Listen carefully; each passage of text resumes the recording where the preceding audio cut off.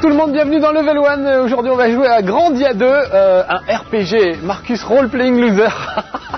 RPL, ça fait, c'est pas mal, je le garderai. Un RPG, c'est un Role Playing Game, d'où le petit sous-titre amusant et ironique de Pierre Boulet, notre réalisateur. Ceux qui me connaissent savent que c'est pas mon genre favori, le RPG, mais celui-là est quand même très très beau. C'est sur Dreamcast que ça se passe. Regardez comme c'est magnifique, on peut faire tourner la caméra tout autour. Donc voilà, bon, ça reste le principe du RPG, avec des combats un peu tartignoles, genre je mets une claque au gars, j'attends que ce soit mon tour, il m'en met une autre, etc. J'exagère un peu parce que vous verrez qu'il y a une notion de temps qui est pas mal. Voilà, ça c'était pour vous faire écouter le bruit que ça fait quand il se cogne dans les tonneaux. Voilà, c'est ça rigolo. Voilà, moi personnellement je pourrais passer ma vie à me cogner dans les tonneaux, il n'y aurait aucun souci. Mais on n'a pas que ça à faire, surtout que c'est très très lent les RPG, vous êtes au courant, en général il faut toujours du temps pour y arriver. Donc ce que je vais faire, je vais aller à l'auberge, parce qu'en fait je suis une espèce de mercenaire, et on m'a demandé d'accompagner une princesse. Donc on m'a expliqué ma mission, etc. Et on m'a dit, va nous attendre à l'auberge. Donc je vais voir la standardiste, et je vais lui dire, voilà, le prêtre m'a demandé de l'attendre ici. Donc on va attendre qu'il arrive, et moi je vais en profiter pour vous expliquer le truc. On appelle ça Level 1 cette émission, parce qu'on fait le premier niveau, mais il faut vous dire que ça fait 20 minutes que le jeu tourne avant qu'on commence. Il y a l'intro, il y a les personnages qui parlent ensemble pendant des heures, il faut juste appuyer sur le bouton, on s'est frité avec juste 2 araignées et puis c'est tout, et à chaque fois c'est très très long, il faut à chaque fois attendre, c'est souvent comme ça j'ai remarqué les RPG, pas moyen de passer les dialogues, il n'y a pas de choix dans les dialogues, comme dans un Monkey Island ou un truc comme ça, on peut choisir plusieurs répliques, là non, il faut juste appuyer sur le bouton pour faire passer les dialogues le plus vite possible. Ce qui fait que c'est interminable, donc si on avait vraiment voulu faire Level 1 et mettre le jeu dans la console et puis démarrer tout de suite, bah vous auriez vu 20 minutes de rien, ou alors de cinématiques, de gens qui discutent et tout ça. Moi j'avais envie qu'on voit 2-3 bastons. Donc si on a de la chance, vous voyez le temps que ça prend déjà, on devrait quand même en voir quelques-unes. Donc voilà le prêtre qui va me confier ma mission, qui veut que j'escorte sa fille. Donc voilà, il va me parler encore pendant une demi-heure. Bonjour, bonjour monsieur. Il est très poli ce prêtre. Et vous vous rendez compte, c'est écrit juste en dessous, c'est écrit en anglais. Et oui les gars, ça d'ailleurs je sais pas ce qu'il faut faire, mais on va faire une pétition ou un truc, c'est pas possible. De plus en plus maintenant sur PlayStation 2, sur Dreamcast, et ben les mecs ils se foulent plus, ils traduisent plus. Donc ils vous laissent tout en anglais et débrouillez-vous, c'était comme ça pour Shenmue. Et ça devient un peu pénible je trouve comme système de la part des éditeurs, cette espèce de crise de grosse flemme. Avant ils se donnaient du mal pour traduire, au moins pour qu'il y ait des sous-titres, et souvent même pour qu'il y ait des doublages avec des vrais doubleurs et tout, ça arrive encore heureusement, mais c'est de plus en plus rare. Donc je ne sais pas quoi faire, je me demande s'il ne faudrait pas boycotter carrément les trucs en anglais. En même temps il y a des trucs tellement fabuleux comme Shenmue, ou Grandia qui est vraiment très très bien pour les Grandia 2, pour les amateurs du genre. Du coup c'est un peu dur de boycotter tout ça, je sais pas, mais il faudrait vraiment râler. Donc voilà, je râle officiellement monsieur les éditeurs, oui vous les ronds de cuir éditeurs qui traduisez pas les jeux, c'est pas gentil. Je vais faire mon Francis Lalanne, si ça continue je pourrais peut-être même chanter, faites très attention. Bon ça y est, il a fini de me parler lui, voilà. Il m'a dit il faut l'amener à une tour. Donc ben voilà, on va amener sa fille, je crois que c'est sa fille. En même temps si c'est un prêtre, je me dis il ne va pas trop avoir des enfants non plus. Mais il a un petit nœud sur le derrière qui peut peut-être insinuer que n'est pas si prêtre que ça. Enfin bon, on va voir. Alors où est-ce qu'il faut que j'aille la chercher la petite dame? Je crois qu'il faut que j'aille la chercher à l'église, c'est-à-dire là où j'avais rendez-vous tout à l'heure. Voilà. Alors bon, je dis ça, c'est en anglais, si vous parlez anglais, c'est rigolo et plutôt sympa. Parce que ce gars-là, que vous voyez, le héros, je sais plus comment il s'appelle, Rido, un truc comme ça, ça fait un peu genre Han Solo dans la guerre des étoiles. C'est-à-dire un mercenaire qui s'en fout un peu, qui est un peu rustre, un peu grossier, mais quand même bien sympathique. Et qui se balade avec son perroquet sur l'épaule. Alors c'est pas un perroquet, c'est un faucon ou un aigle, je sais pas. Mais en tout cas, ils sont tous les deux ensemble. Le faucon lui parle. Il s'appelle Sky, je crois, le faucon. Il lui donne des conseils, de temps en temps il le tire d'affaire. Et ils font un petit duo assez sympathique. Ah, voilà la fille que je suis censé escorter. Donc vous voyez déjà, hein, dites-vous je vous ai permis d'échapper à 20 minutes de ça. C'est-à-dire j'appuie sur le bouton et j'attends que ça se passe, quoi. Et là, enfin, on va pouvoir y aller. Voilà, elle parle à son papa, vas-y, dis-lui au revoir. Et on va y aller. Donc on va l'escorter à travers la forêt et on va pouvoir enfin voir, j'espère, le système de combat. Sinon je tomberai sur des monstres exprès. C'est un peu toujours le même système dans les jeux de rôle, soit les monstres arrivent de manière aléatoire, soit ils se baladent dans la forêt, on peut les éviter, on peut un petit peu les esquiver, mais si on se trouve au corps à corps avec eux, là il faut se friter, on est vraiment obligé. Donc on va voir, j'irai peut-être en friter exprès pour qu'on les voit. Mais encore une fois, donc dans ce level 1 vous verrez pas grand chose, puisqu'en 20 minutes on va voir, je sais pas quoi, 2% du jeu au maximum. C'est toujours des trucs immenses qui prennent des dizaines d'heures de jeu, et vraiment c'est très très vaste comme univers. En même temps, c'est un peu truqué. Quand c'est des dizaines d'heures de jeu à faire ce qu'on est en train de faire là, vous voyez, c'est pas passionnant. Un peu ça qui m'énerve, moi, dans les RPG. J'aime bien les trucs genre Monkey Island où on peut discuter avec les gens, il y a plein de trucs à faire, et les dialogues, on les subit pas trop, on a plaisir à les écouter, parce qu'en plus, ils sont drôles. Remarquez, là, c'est assez drôle et assez sympa, puisqu'encore une fois, il a de l'humour, le garçon. Peut-être regarder un peu ce qu'il dit de temps en temps, ça va nous permettre de voir un peu le niveau de son humour. Peut-être mieux que le mien. Voilà, monsieur Rudo, je vous en prie, emmenez Elena à la tour. Très bien. Allons-y, princesse. Donc trouvez peut-être quelqu'un qui parle anglais pour vous aider à traduire, ou alors faites des programmes en anglais, c'est bien aussi. Alors regardez, ils sont tous les deux incrustés l'un dans l'autre. Voilà, ça y est, maintenant elle le suit absolument partout. J'aurais pu aller faire un petit tour juste avant. Bon, allez, on va le faire, juste pour que vous voyez ce que ça donne. On va aller à la boutique, acheter 2-3 herbes médicinales façon Rikazara, histoire de s'en remettre si jamais on prenait des mauvais coups. Voilà, c'est ce monsieur qui vend des trucs. Alors, qu'est-ce qu'il a à vendre? On va acheter, là c'est juste sous ma tête, de la juvellerie, pas tout de suite, c'est des bijoux, ça on s'en fout un petit peu. Par contre, on va prendre des herbes médicinales, ça peut nous faire du bien, de l'antidote, anti-poison, tout ça. On va prendre plutôt des herbes un petit peu. Vous voyez, ils sont là, mes petites pièces d'or sont là, je vais acheter quelques herbes. Voilà, et ça ira mieux. Et puis voilà, un truc pour soigner ses blessures aussi. Voilà, ça devrait aller. De toute façon, l'argent, j'en aurai pas besoin tout de suite. Et on sort de là, on est prêt à partir à l'aventure. Il y a un gars bizarre sous mon cou, là, avec un chapeau qui clignote un peu, vous voyez, à gauche de l'écran. En fait, c'est lui qui vous explique comment on se sert des armes, comment on porte les coups et tout. Donc ça, c'est vraiment intéressant, il faut vraiment le faire, parce que c'est un système un peu particulier. Donc moi, je vais vous l'expliquer, parce que j'ai déjà fait. Mais vous, il faudra quand même que vous suiviez les cours, des cours d'attaque, de défense, etc. Donc il faudra vraiment écouter ce qu'il dit pour apprendre à manier l'épée et les sorts. Parce que comme tous les RPG, il y a des sorts. Alors ça, c'est la carte, voilà, de l'endroit où on est. Je suis au village Carbo et on va aller dans la forêt noire. Et on va commencer à combattre des monstres, enfin. Avec beaucoup de blabla pour le moment, et il se passe pas grand-chose. Mais là, ça y est, on y est. Alors regardez, je peux faire tourner la caméra autour d'eux, ça permet de mieux repérer l'endroit et de voir où on va. Et puis dès qu'on arrête de marcher, hop, la caméra se rapproche d'eux, vous voyez. Comme ça, on voit un peu mieux les choses. Ah, elle va dire quelque chose, la petite Elena. Hey, what's up? What is this? What is this? Qu'est-ce qui se passe? Hey, c'est la première fois que tu vas dans les bois? Mais non, pas du tout. C'est juste que, bon, c'est la première fois que j'y vais la nuit, quoi. Bon, fais attention et regarde où tu mets les pieds. Voilà. Oh, attention, là, derrière toi, Guignol.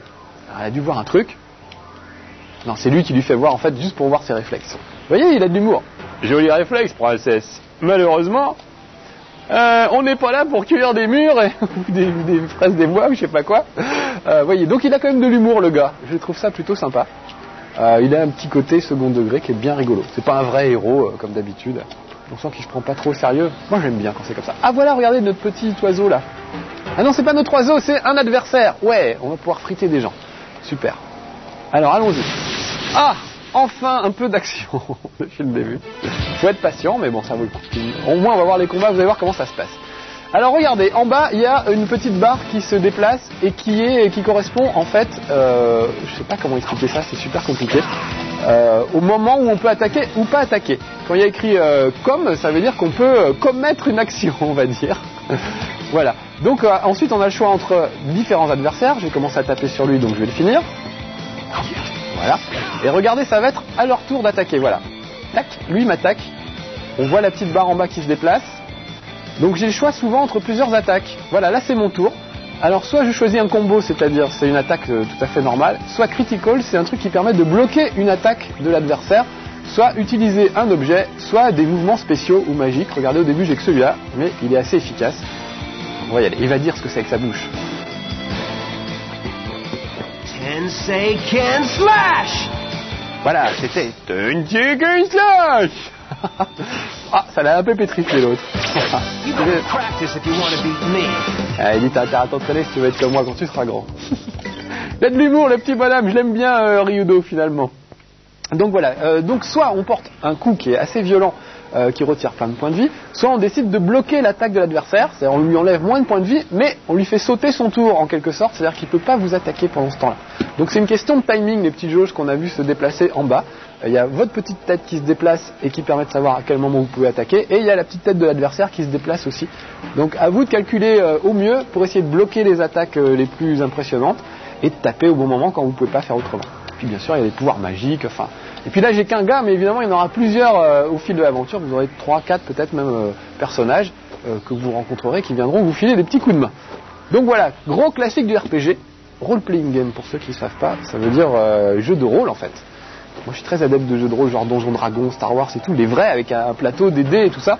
On est toujours déçus par les jeux de rôle en jeu vidéo parce que c'est pas vraiment du jeu de rôle, on fait pas ce qu'on veut, on peut pas dire ce qu'on veut, se tailler je sais pas quoi, une petite flûte dans un arbre si on a envie. Tout ça on peut le faire dans un vrai jeu de rôle, là c'est toujours très très limité. Bon, allons-y.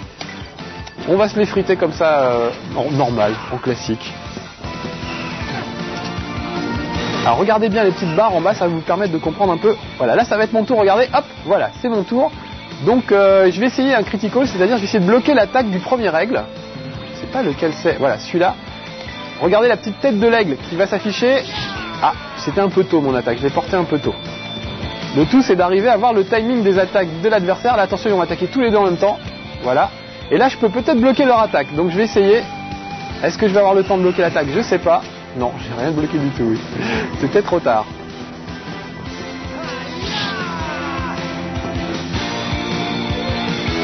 Là, ils vont commencer à m'attaquer et ensuite seulement ce sera mon tour. Je peux peut-être rattraper l'attaque du deuxième aigle si je me débrouille bien.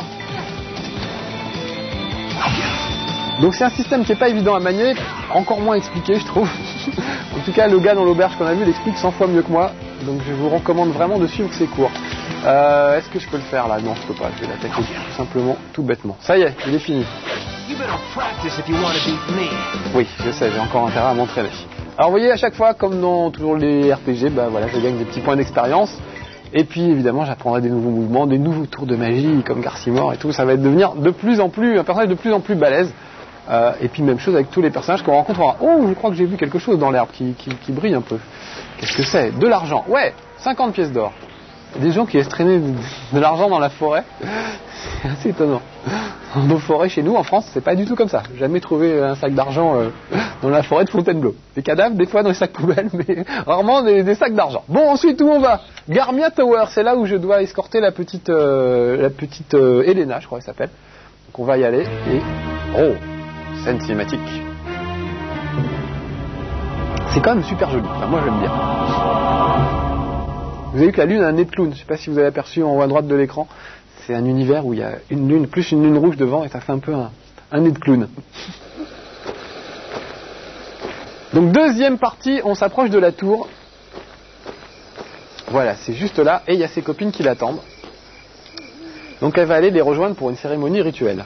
Elles ont un peu des costumes de comment on appelle ça, d'Autrichienne, je trouve. C'est un petit côté... Il vient dans la roue, lui. Sauf qu'elles sont visiblement japonaises, même si c'est un peu médiéval comme univers. Voilà, elle s'appelle Eurydice en plus, sa copine. Eurydice, Velda, je sais pas, ils ont chopé les noms, Isolde. C'est un peu des noms vieillots. Et Tessa. Et vous avez peut-être vu aussi, il y a un petit dessin très manga qui s'affiche à chaque fois qu'ils parlent. Et ce qui est rigolo, c'est que ce dessin a des expressions différentes. S'ils sont étonnés, bah, ils ouvrent la bouche en grand, comme dans les mangas. Si ils sont gênés, ils ont les joues toutes rouges, comme dans les mangas, etc. Enfin voilà. Très japonais comme truc, mais ça marche bien. Un gars qui rigole dans un manga, il rigole comme ça. Avec les bras dans le dos. Une fille qui rougit, elle fait...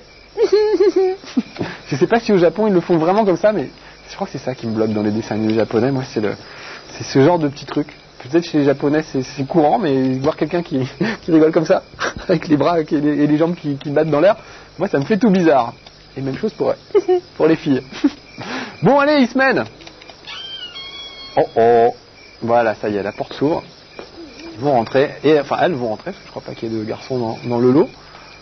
Et nous, on va les attendre dehors. Voilà, on ne veut pas me laisser rentrer parce que c'est une tour sacrée, et donc je n'ai pas le droit d'y aller. Puisque je ne suis qu'un va-nu-pied et un mercenaire. Il n'y a que les prêtres qui ont le droit de rentrer là-dedans, et les petites majorettes là, c'est tout. Bon, moi je vais aller attendre devant avec mon aigle, parce que c'est comme ça. Et on va discuter jusqu'à ce qu'il se passe quelque chose. Donc voilà, moi c'est ça qui m'énerve dans les RPG, c'est les combats au tour par tour et le fait qu'on soit obligé de se taper toutes ces séquences aussi longues et aussi peu dynamiques surtout, parce que qui parle encore, c'est pas bien grave, mais qui parle planté comme deux piquets face à face en échangeant des phrases sans arrêt, c'est un peu pénible. Donc voilà, mon petit aigle me parle. Qu'est-ce qu'elles peuvent bien faire là-dedans? Voilà pourquoi je déteste l'église, ça dure des heures et on s'ennuie. Qu'est-ce qui t'embête? Oh, j'ai un mauvais pressentiment.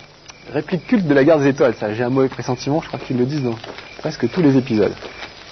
Alors regardez un peu, c'est ce qu'il dit. Regardez la tour, elle est quand même un peu bizarre.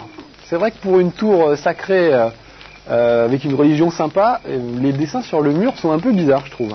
C'est limite magie noire tout ça. Voilà, et donc le leg nous explique que ce sont d'anciennes ruines. C'est joli les lucioles. La bataille entre le bien et le mal. Ah, on a entendu un cri. Il va peut-être enfin se passer quelque chose. Des fois, ça va dans l'épisode de l'inspecteur d'Eric, tellement il se passe rien. Ah, mais qu'est-ce qui se passe? Allez, viens sur mon épaule. On va enfin rentrer, on va enfin aller friter.